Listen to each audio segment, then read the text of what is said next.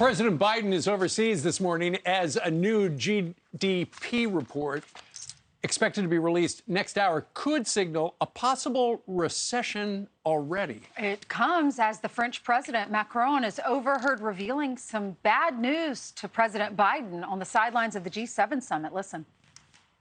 Joe, you predicted it for a while. Excuse me, sorry to interrupt you. With your advisor, I took the commission to call and told me, according to us, that the Saudis can increase a little bit, but 150 or a little bit more, and they don't have huge capacities. Here, maybe we should just step aside. Okay. Too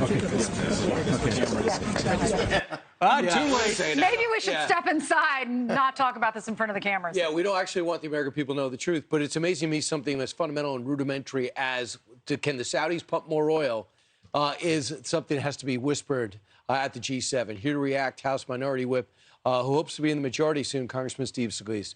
Congressman, what about that exchange stands out?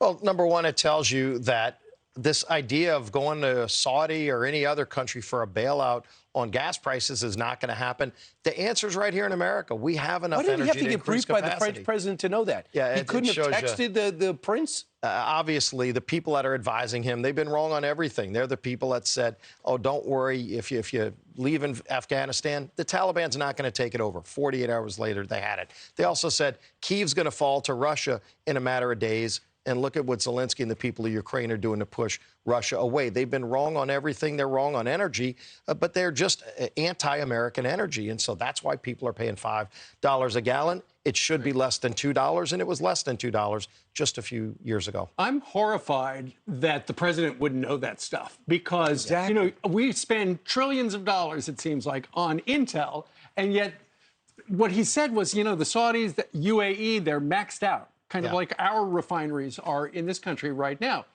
The president suddenly is surprised by that. He should know before. Why is he going to Saudi Arabia where they're going to say no if we already knew it? And by the way, what's the carbon footprint of Joe Biden's trip? You know, Air Force One data, they don't have solar panels on the wings. 5,700 miles to go beg a foreign country to do something they're not going to be able to do. They don't have the capacity to do when we've got the energy here, but it's shut down because of Joe Biden's policies. People know that.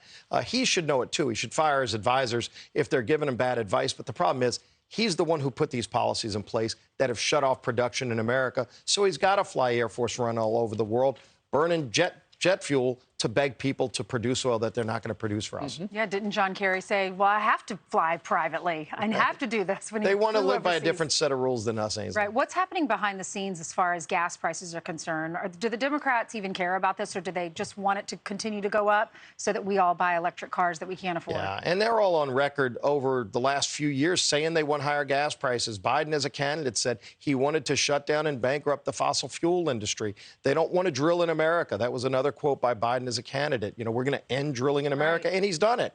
And now we see the price. Families are paying the price at the pump. It's painful. It's causing not only inflation, but potentially a recession. It's why when you go to the grocery store, you're paying more there, too. It's impacting all of the other prices that people are paying too much for, and there's no reason for it. We can produce more of our own. 2 million barrels more a day we could produce if they just got the federal government out of the way, but they won't. It's fascinating because Boris Johnson's pushing to use some of that wheat that's used for biodegradable fuels to feed people who are starving.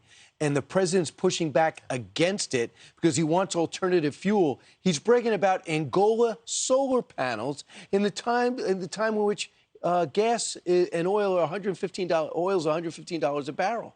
Yeah, and everybody knows, again, this was created by Joe Biden. Kills the Keystone Pipeline. No new pipelines. There are no new LNG export facilities. There's permits sitting on their desk. These are privately funded, multi-billion-dollar projects, create good jobs in America, American energy to help us and our friends around the world, and Biden won't do it. On January 6th, the big testimony yesterday, what do you know about Cassidy Hutchinson? How much do you believe of her testimony? What do you expect the Republicans to answer back since they're not at the hearings? Right, and I didn't watch the hearing. I've seen some of the excerpts. It looks like, one more day of salacious headlines, and already today we're seeing Secret Service agents saying it didn't happen. What was testified to in committee yesterday didn't even happen. This is why Pelosi set this up from day one to be a partisan committee, a witch hunt, just to keep going after Donald Trump, not to get facts. She kicked Republicans off the committee. She didn't want the facts. They just want to keep going after Trump. We're focused on what we need to do to get the country back on track, to lower gas prices, to get inflation under control, to secure our border. Yesterday, over 50 people now is the count are dead that were in that 18-wheeler, just suffocated from heat exhaustion because Joe Biden's got an open border. You just ran the story on the fentanyl deaths.